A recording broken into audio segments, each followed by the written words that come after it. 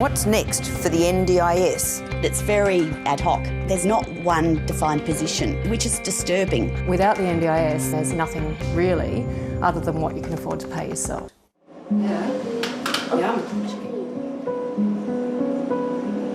Angus is 12. He was born with Down syndrome and then diagnosed with autism at about the age of 3.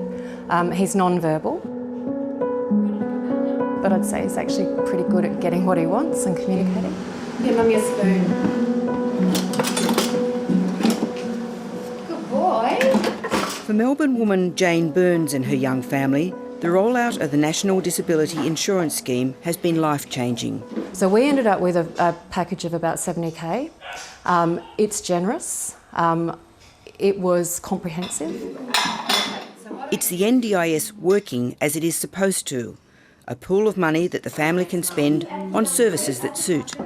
For Angus, those range from speech and occupational therapy to group gym and dance sessions. Everything was out of pocket. Without the NDIS, there's nothing really other than what you can afford to pay yourself. But it is also true there are as many stories of funding nightmares, cutbacks and uncertainty as there are positive stories. Molly! With the help of her guide dog Molly, Good girl. Annette Holden maintains an independent, productive life. Girl. She asked the NDIS to replicate the services she had been receiving from Centrelink and the South Australian Government, subsidised taxi rides to get around town. Under NDIS, that's all gone, and I now receive the standard $34 a week, paid fortnightly, which is less than one taxi fare to the city a week. Good afternoon, how are you? Hello, thank you. Instead, she was given a massive allowance for other kinds of care she can't actually use. I only use paid transport when I absolutely have to. Having said that, losing my sight is very confronting, and even with Molly, it's a scary world. We've had a number of near misses, we've been assaulted, we've had electric cars almost reverse into us, and which Molly couldn't hear either. After an intervention from a local state MP, she was given permission to use her other funds for taxis. But not everyone in the community is hearing the same thing from the NDIS. It's very ad hoc.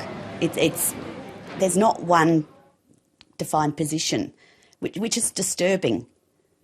We need consistency and we need answers. I'm pleased to present you members of the Ministry. Prime Minister Scott Morrison has appointed a new minister for the NDIS and says improving the scheme is one of his top priorities this term.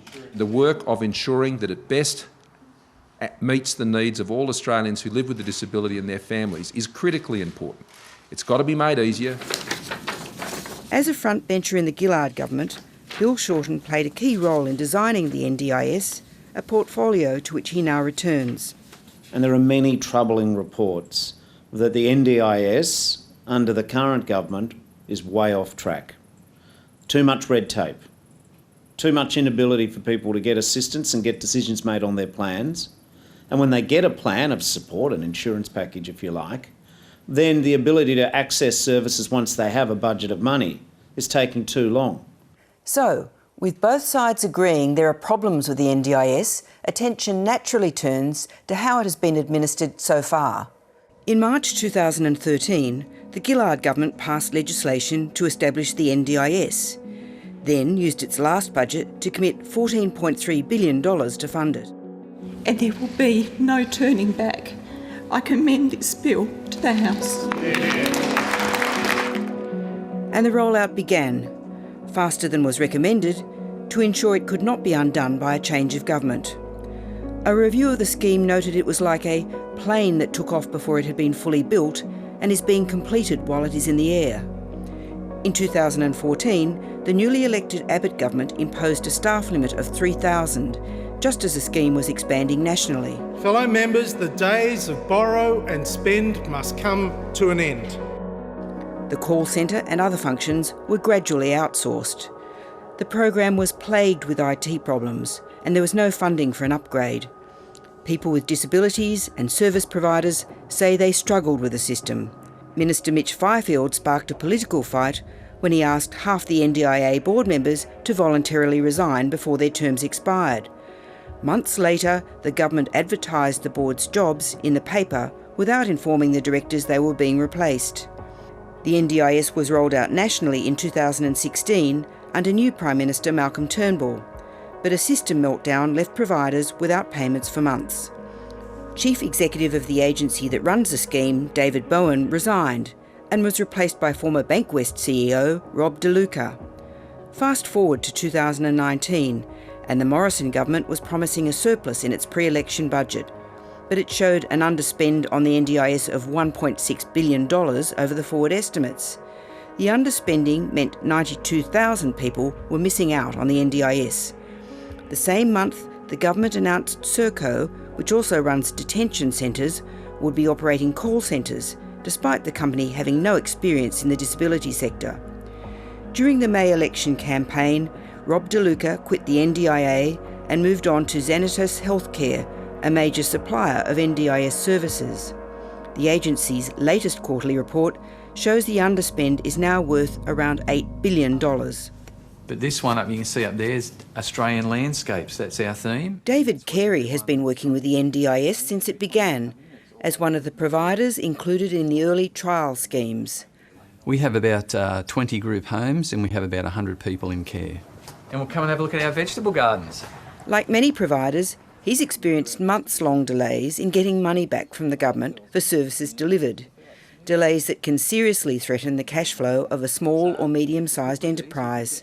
It's patchy, so sometimes it works well, but when it doesn't work, you need to understand, especially in a group home, it costs roughly $2,500 to $3,000 a week per person.